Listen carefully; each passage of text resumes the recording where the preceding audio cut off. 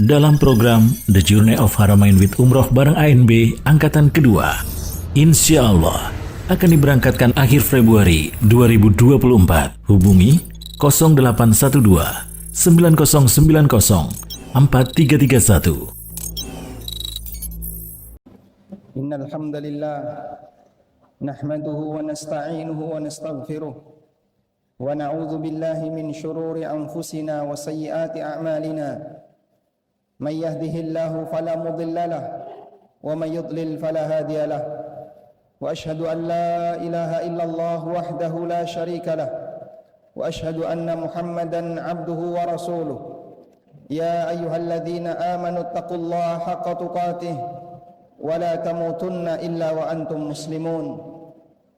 Ya ayyuhan nasu taqu rabbakumul ladzi khalaqakum min nafsin wahidah wa khalaqa minha zawjaha wa batha minhuma rijalan katsiran wa nisaa'a wattaqullaha alladzi tasaaluna bihi wal arham innallaha kana 'alaikum raqiba. Ya ayyuhalladzina amanu taqullaha wa qulu qawlan sadida yuslih lakum a'malakum wa yaghfir lakum dhunubakum wa man yuti'illaha wa rasulahu faqad faza fawzan 'azima. Amma ba'du fa inna asdaqal hadithi kitabullah wa khairal huda huda nabiyyina Muhammadin sallallahu alaihi wasallam wa syarral umuri muhdatsatuha fa inna kulla muhdatsatin fid din bid'ah wa kulla bid'atin dhalalah wa kulla dhalalatin finnar. Wa usalli wa usallim ala nabiyyina Muhammadin wa ala alihi wa sahbihi ajma'in. Hadirin jamaah Jumat di belakang Allah Subhanahu wa taala.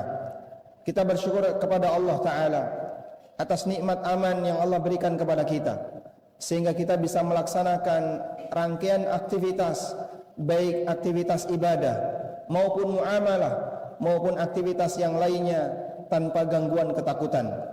Allah Subhanahu wa taala menjadikan nikmat aman dan nikmat adanya bahan makanan sebagai alasan untuk memerintahkan orang musyrikin Quraisy agar mereka mau masuk Islam. Allah berfirman, "Falya'budu rabb hadzal bait alladzi at'amahum min ju'in wa amanahum min khauf." Sembahlah Rabb pemilik Ka'bah ini yang telah memberikan kalian bahan makanan sehingga tidak mengalami kelaparan dan telah memberikan rasa aman sehingga kalian tidak mengalami ketakutan. Hadirin jamaah Jumat belakang Allah Subhanahu wa taala. Kita memahami bahwa salah satu di antara tempat yang mulia adalah Masjidil Aqsa. Masjidil Aqsa yang dijadikan oleh Allah Subhanahu wa taala sebagai titik sebelum Nabi Muhammad sallallahu alaihi wasallam diangkat untuk melakukan Mi'raj menghadap Allah dalam rangka menerima perintah salat 5 waktu.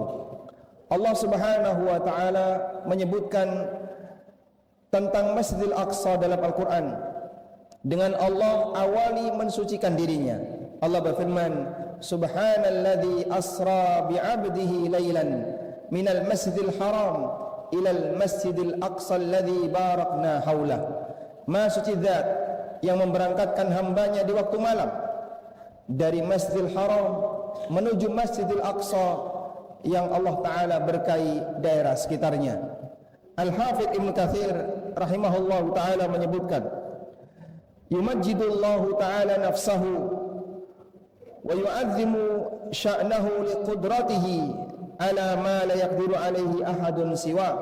Allah Ta'ala mengagungkan dirinya dan memuliakan dirinya karena dia kuasa untuk melakukan sesuatu, yaitu memberangkatkan hambanya dalam waktu kurang dari semalam dari Masjidil Haram ke Masjidil Aqsa yang normalnya bisa ditempuh dalam waktu selama 1 bulan, namun oleh Nabi SAW ditempuh dalam waktu kurang dari semalam. Dan Allah sucikan dirinya ketika Allah Subhanahu wa taala memberikan nikmat ini kepada nabinya sallallahu alaihi wasallam. Yang ini menunjukkan bahwasanya Allah Subhanahu wa taala jadikan 2 tempat ini sebagai 2 tempat pilihan yang suci, sehingga ketika Allah taala menyebutkan 2 tempat ini, Allah Subhanahu wa taala awali dengan mensucikan dirinya. Selain itu jamaah belakang Allah Subhanahu wa taala, ketika Nabi sallallahu alaihi wasallam berada di Masjidil Aqsa, beliau menjadi imam para nabi yang berada di belakangnya. Beliau salat bersama para nabi yang berada di belakangnya. Dan untuk kesempatan pertama kali Rasulullah sallallahu alaihi wasallam salat dengan para nabi yang telah mendahulunya. Sebagaimana disebutkan dalam hadis tentang Isra Mi'raj, Rasulullah sallallahu alaihi wasallam menceritakan, "Fahanatis salat fa atmamtuhum." Ketika datang waktu salat, aku mengimami mereka. Kapan Rasulullah sallallahu alaihi wasallam mengimami mereka? Al-Hafidz Ibnu Katsir rahimahullahu taala menyebutkan bahwa beliau mengimami para nabi di Masjidil Aqsa setelah beliau turun pasca menghadap Allah Subhanahu wa taala. Sebagaimana kata Al-Hafidz Ibnu Katsir, "Tsumma habata ila Baitul Maqdis, tsumma habata ila Baitul Maqdis wa habata ma'ahu al-anbiya fa shalla bihim fihi lamma hanatis salah." Lalu Nabi sallallahu alaihi wasallam turun ke Baitul Maqdis.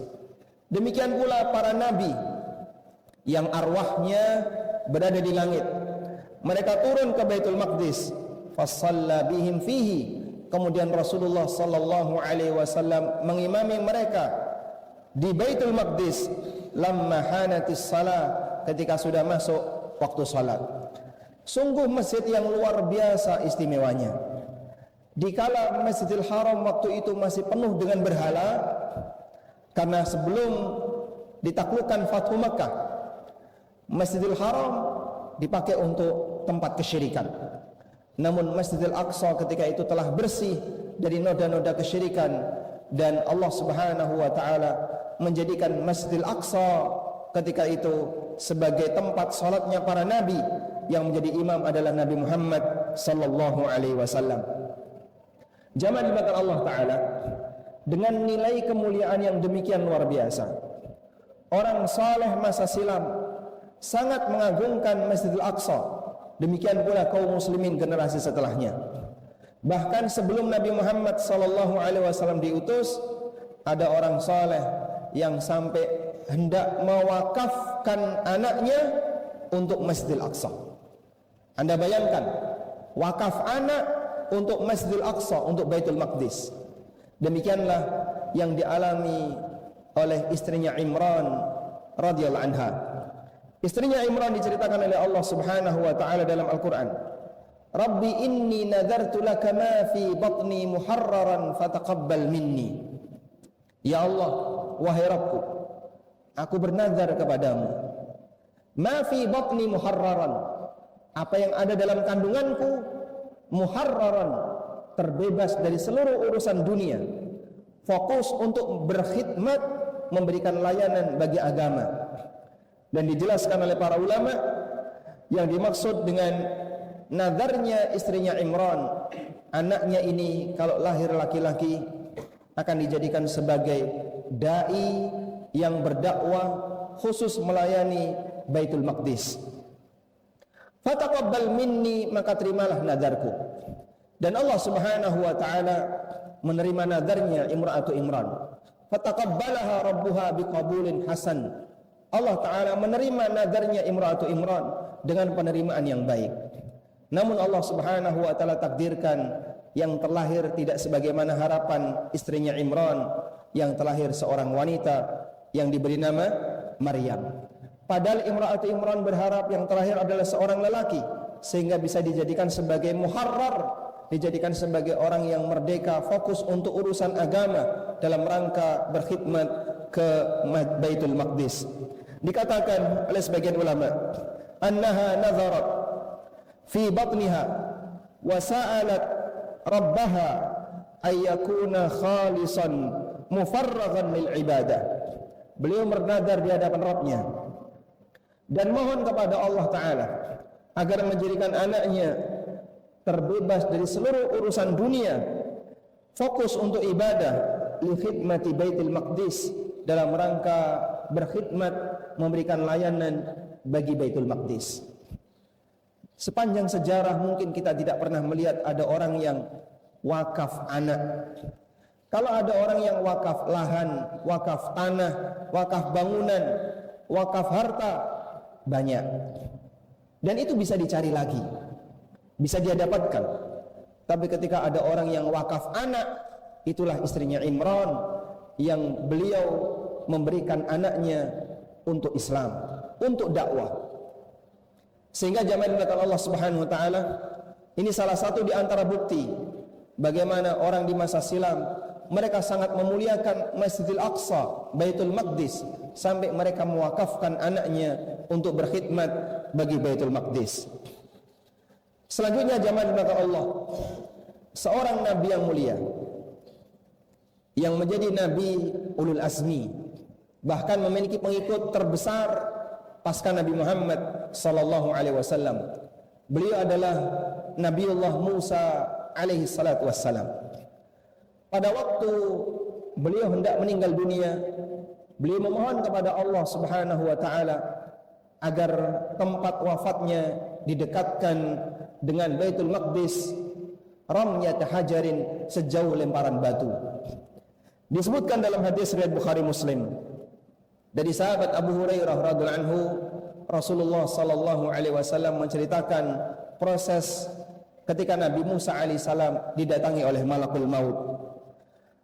Allah Subhanahu wa taala mengutus malakul maut kepada Musa alaihi salam. Falamma ja'ahu sakkahu. Ketika malakul maut datang kepada Musa, ditempeleng oleh Musa. Faraja ila rabbih, maka malakul maut kembali menghadap Allah Subhanahu wa taala.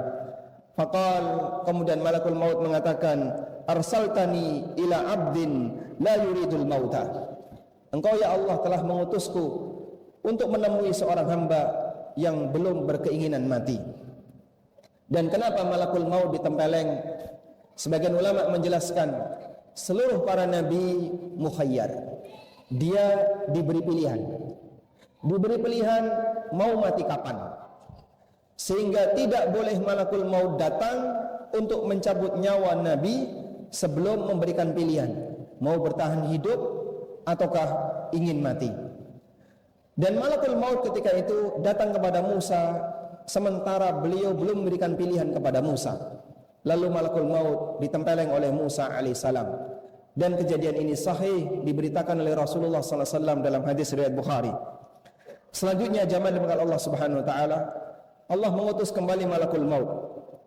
Lalu Allah perintahkan kepada malakul maut untuk menyampaikan kepada Musa, sampaikan kepadanya, tutupkan telapak tangannya di punggung seekor sapi, maka setiap helai rambut seekor sapi itu yang ditutupi oleh tangannya Musa, dari satu helai diukur sebagai 1 tahun perpanjangan usianya. Kemudian Nabi Musa bertanya, Rabbi, tsumma madza? Ya Allah, kalaupun saya diberi waktu umur yang panjang, kemudian setelah itu apa yang terjadi? Qala tsummal maut. Kemudian setelah itu kau akan mati. Qala, kemudian Musa mengatakan, fal'ana fas'alallaha ayyudnihi minal ardil muqaddasah. Ya Allah, kalau begitu sekarang saja saya ingin mati. Kemudian beliau minta kepada Allah agar jasadnya didekatkan ke Baitul Maqdis ramyatan bihajarin, sejauh lemparan sebuah batu. Zaman bahkan Allah Subhanahu wa taala, sebagian mempertanyakan, kenapa Musa alaihissalam tidak meminta kepada Allah taala agar beliau diwafatkan di Baitul Maqdis. Namun yang beliau minta adalah beliau diwafatkan di tempat dekat dengan Baitul Maqdis, yang itu bukan bagian dari Baitul Maqdis. Dijelaskan oleh An-Nawawi rahimahullahu taala, wa inna ma sa'ala al-idana wa lam yas'al nafsal Baitul Maqdis. Beliau meminta kepada Allah Subhanahu wa taala agar didekatkan, bukan minta agar diwafatkan di Baitul Maqdis. Li'annahu khafa ay yakuna qabruhu masyhuran indahum fayaftatinu bihin nas. Karena beliau khawatir ketika makamnya berada di Baitul Maqdis akan menjadi makam yang terkenal, kemudian disembah oleh masyarakat, sehingga beliau tidak ingin makamnya menjadi sumber kesyirikan disebabkan karena berada di tempat yang suci. Sehingga dari sini kita bisa lihat semangat yang diberikan oleh Nabi Musa alaihissalam dalam menjaga kehormatan Baitul Maqdis. Beliau tidak ingin tempat ini dikotori dengan perbuatan kesyirikan, dengan aneka kemaksiatan yang justru melukai tempat yang disucikan oleh Allah Subhanahu wa taala. Demikian sebagai khutbah yang pertama, semoga memberikan kita semangat untuk semakin memuliakan tempat yang suci sebagaimana yang disucikan oleh Allah Subhanahu wa taala. Aqulu qauli hadza wa astaghfirullah. Alhamdulillahi wa kafa, wassalatu wassalamu ala rasulil mustafa wa ala alihi wa sahbihi wa mawalah. Wa ashhadu an la ilaha illallah wahdahu la syarika lah. وأشهد أن محمدا عبده ورسوله يا أيها الذين آمنوا اتقوا الله حق تقاته ولا تموتن إلا وأنتم مسلمون. Hadirin jamaah Jumat dimuliakan Allah Subhanahu wa taala. Bagian dari konsekuensi iman adalah kita mencintai apa yang Allah cintai dan membenci apa yang Allah benci. Nabi sallallahu alaihi wasallam mengatakan, awthaqu ural iman al-hubbu fillah wal bughdu fillah. Tali iman yang paling kuat adalah orang bisa mencintai karena Allah dan membenci karena Allah. Karena itu bagian dari iman kita kepada Allah, memuliakan apa yang Allah muliakan dan menghinakan apa yang Allah hinakan. Allah memuliakan berbagai macam tempat suci yang Dia kehendaki. Allah pilih sesuai dengan apa yang Dia kehendaki. Wa rabbuka yakhluqu ma yasha wa yakhtar ma kana lahumul khiyarah. Rabbmu menciptakan apa saja yang Dia kehendaki dan Dia memilih sesuai dengan apa yang Dia kehendaki, sementara hamba tidak punya pilihan. Dan bagian dari yang dimuliakan oleh Allah adalah tempat-tempat yang istimewa, salah satunya Masjidil Aqsa. Bagaimana cara kita memuliakan Masjidil Aqsa sementara kita jauh darinya? Mungkin kita tidak punya peran yang besar sebagaimana layaknya pemimpin negara, karena saat ini tempat ini sedang dijajah oleh negara khabithah, oleh negara yang terhina, yaitu negara Yahudi Zionis. Pertama yang bisa kita lakukan adalah memperbanyak berdoa kepada Allah, semoga Allah segera membebaskan Masjidil Aqsa dari kotoran orang-orang Yahudi.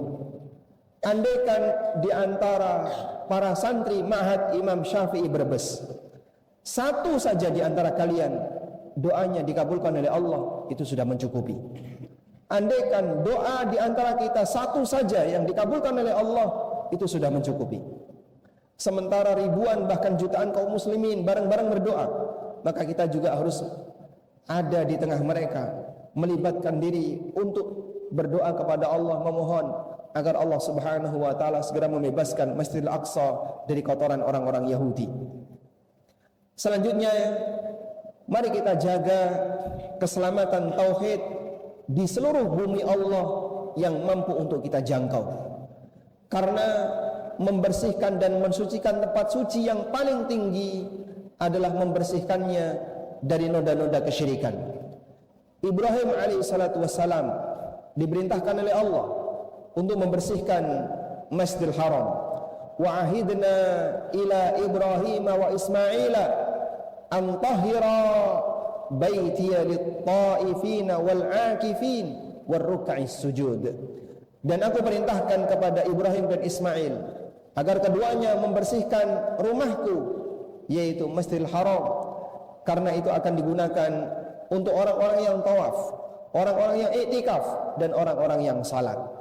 Dan para ulama menjelaskan perintah Allah kepada Ibrahim untuk membersihkan Masjidil Haram tentu saja bukan membersihkan dari kotoran dan sampah masyarakat, bukan, tapi membersihkan dari noda-noda kesyirikan, dalam arti jaga baik-baik bumi Allah dari segala bentuk kesyirikan. Kita mohon kepada Allah Subhanahu wa taala, semoga Allah taala segera membebaskan Masjidil Aqsa dari cengkraman orang-orang Yahudi Zionis dan mengembalikan ke tangan kaum muslimin. Allahumma salli ala Muhammad wa ala ali Muhammad kama sallaita ala Ibrahim wa ala ali Ibrahim innaka Hamidum Majid.